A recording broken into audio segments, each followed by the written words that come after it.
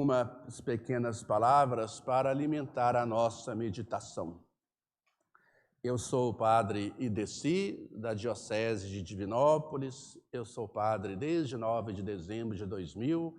Sou natural de Esmeraldas, aqui perto de Betim, mas fui criado aqui em Divinópolis, no bairro Porto Velho.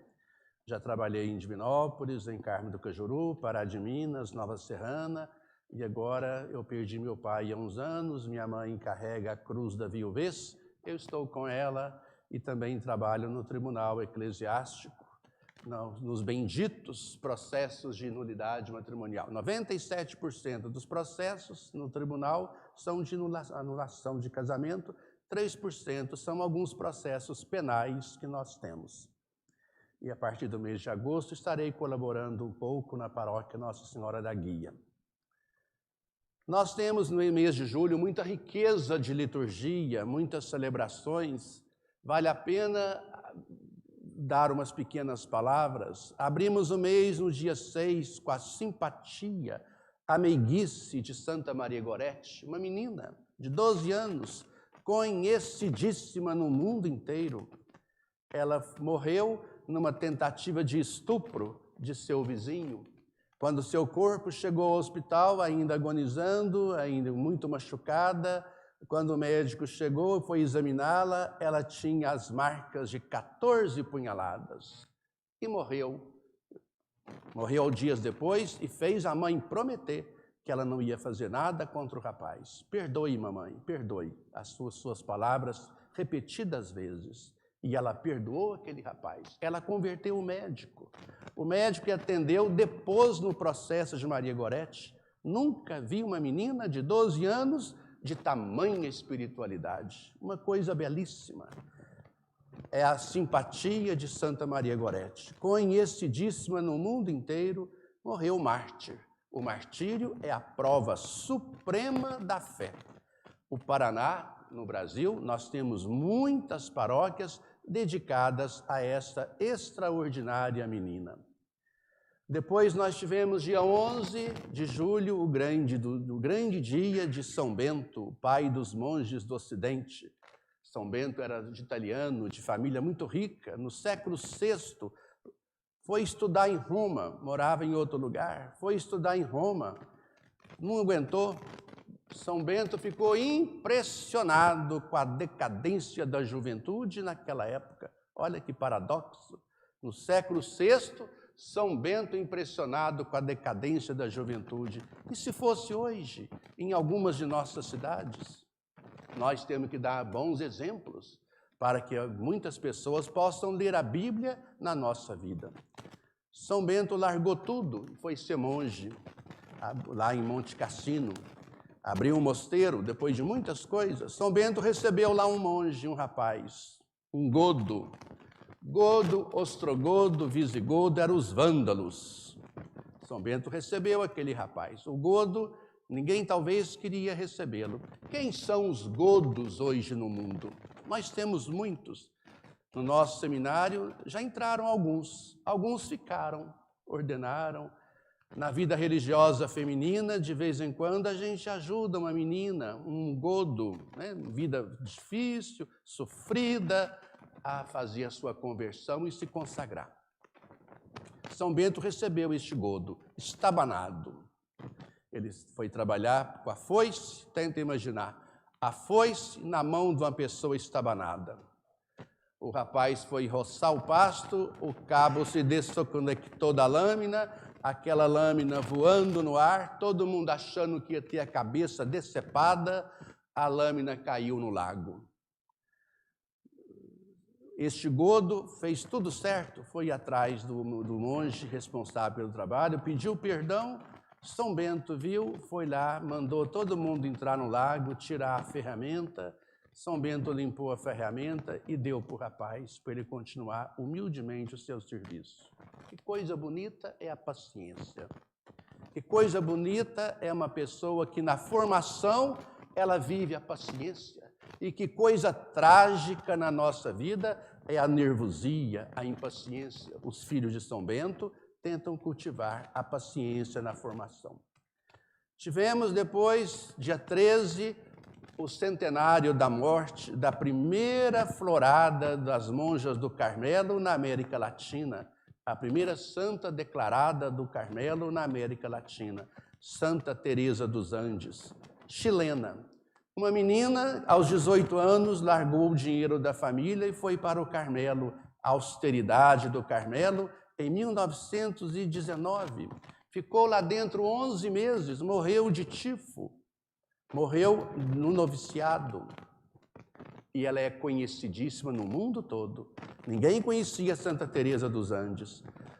No processo de beatificação, um dos mais belos que eu já li, os padres que atenderam Santa Teresa no Carmelo e também no colégio, afirmaram: jamais esta menina cometeu um pecado mortal. Olha que coisa bonita. Jamais, em 20 anos de idade, essa menina cometeu um pecado mortal. E eu sou testemunha disso. Os padres diziam. Santa Teresa dos Andes, o Papa João Paulo, a declarou padroeira da juventude. Na Jornada Mundial da Juventude, no Brasil, nós tivemos um grande grupo dedicado ao patrocínio de Santa Teresa dos Andes. E, finalmente, Nossa Senhora do Carmo, dia 16, padroeira daqueles que vivem a graça da oração. E o mês de julho nos dá toda essa riqueza. Agora, segunda-feira é dia de Elias, o profeta. Que isso seja para nós também um chamado a entrar na Bíblia e mergulhar ali com Elias no Monte Horebe para fugir de Jezabel, fugir da ira das rainhas Jezabel que vivem atrás de nós. Quem nunca se sentiu tentado também a correr da fúria de Jezabel na nossa própria vida. E nós estamos aqui com a riqueza dessas parábolas nessa belíssima liturgia. Nós temos a parábola do trigo, do joio, temos a da mostarda e a do fermento. O semeador semeou boa semente. Mateus faz questão de contar que da mão do semeador só sai semente boa. Nós não podemos esquecer disso. Da mão do semeador só sai semente boa. A filosofia fala: quem conhece o bem, pratica o bem. Se eu estou praticando o mal, é porque eu não conheço o bem. Automaticamente, quem conhece o bem, pratica o bem. Não somos nós os semeadores, nós ouvimos a explicação. O semeador é Jesus. Ele é o semeador por excelência. Enquanto todos dormiam, veio a semente ruim. Não é da mão do semeador. Eu atendo tantas pessoas, de vez em quando eu vejo alguém que dormiu e veio a semente ruim. É um minuto que nós nos descuidamos, nós vamos ter o joio dentro de nós. Um segundo de descuido. E também num segundo da nossa vida, Deus é capaz de fazer em nós uma obra belíssima. Na Catedral de São Paulo, em Londres, o pintor foi fazer uma obra de arte. Em cada canto, um evangelista. E ao lado do evangelista, uma cena daquele evangelho. Num daqueles cantos, o pintor pintou o encontro da mulher pecadora com Jesus. Ele estava lá no alto, nos andaimes. Um pouco abaixo, seu assistente. Aquele pintor esqueceu que ele estava lá no alto, não tinha proteção nos andaimes. Ele foi se afastando para ver a beleza da pintura que ele havia projetado. Ele estava extasiado, contemplando a sua obra de arte, não percebeu que ele ia despencar lá do alto. O seu assistente, num minuto, se eu gritar, ele cai. Então, num segundo, ele pensou, pegou o pincel e jogou tinta na pintura. A pintura ficou toda comprometida. O pintor deu um passo à frente para acudir aquilo. Ele estava salvo, a pintura comprometida. É um segundo na nossa vida que essas coisas acontecem. Deus está sempre a postos para poder fazer este belíssimo quadro em nossa vida, nos tirar do joio que às vezes cresce em nossa vida. Nós temos aqui também, é preciso ir rápido, não temos muito tempo, a parábola da semente de mostarda. Que coisa bela, uma semente, Nós não fazemos isso. Pegou uma semente e plantou, uma só. Mostarda em Israel não é mostarda para nós. Aqui é uma mostarda negra, é uma planta, cresce. Os judeus devem ter achado essa parábola estranha.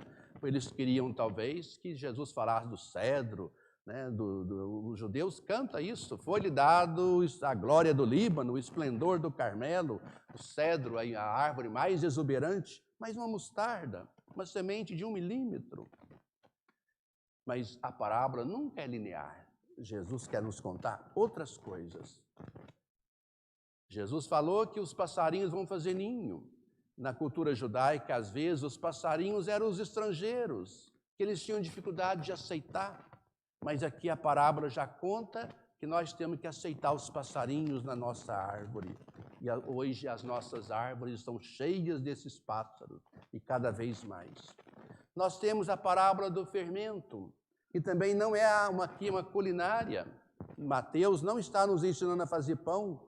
No original grego, a tradução não saiu perfeita, a tradução saiu, pegou o fermento e misturou, mas no original grego, pegou o fermento e escondeu. 3 porções de farinha, é muita coisa, é muita farinha. Mateus não está dando aula de como fazer um pão. Na nossa casa, numa receita de um bolo, por exemplo, 3 colheres, 1 colher cheia, 2 colheres, mas 3 porções, é pão, é muito pão. Podemos arriscar uns 50 quilos de pão, daria para fazer 3 porções de farinha. Mateus não está nos dando aula disso. Ele quer quer nos dizer que 1 pequena medida de fermento e 3 de farinha fermenta toda a massa. Então, nós não podemos perder oportunidades.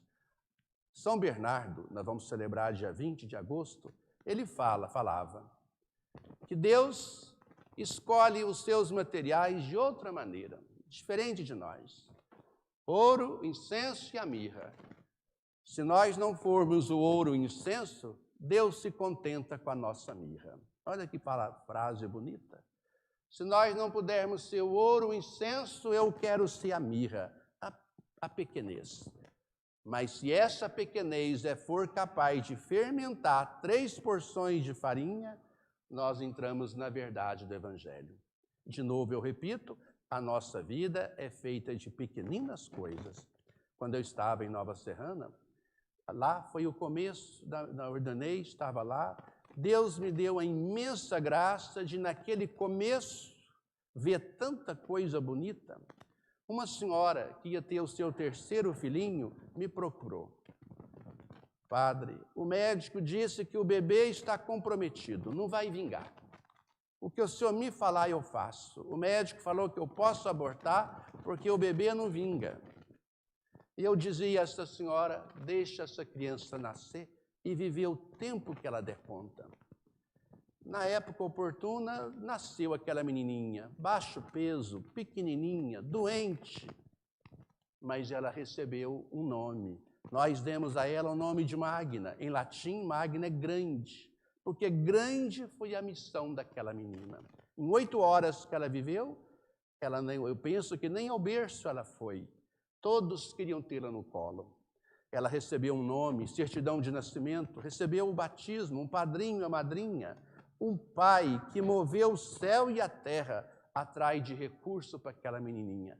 Hoje eu visito aquela família, tem lá na sala, no melhor lugar da casa, um retrato belíssimo dessa menininha recém-nascida, rodeada de flores no quadro e embaixo do quadro. E sempre assim. Deus tem seus caminhos para nós. Que a missa de hoje nos ajude a ver o trigo que cresce dentro de nós, e às vezes eu vejo, não é raro encontrar alguém que tem olhos só para o joio, tem olhos só para os defeitos, nunca é capaz de ver o trigo, nem em si próprio e nem no outro, e todos nós temos trigo e joio dentro de nós. Nós ouvimos a parábola, não vai ser tirado o joio, é só na colheita, no último dia. E nós temos que ver também que nessa porção da farinha, as 3 porções e uma porção de fermento é capaz de fazer toda a diferença. Que a palavra de Deus nos oriente, nos ajude, nos faça, neste mundo tão caótico, tão dividido, nos dê esta extraordinária graça de viver a obediência da palavra de Deus.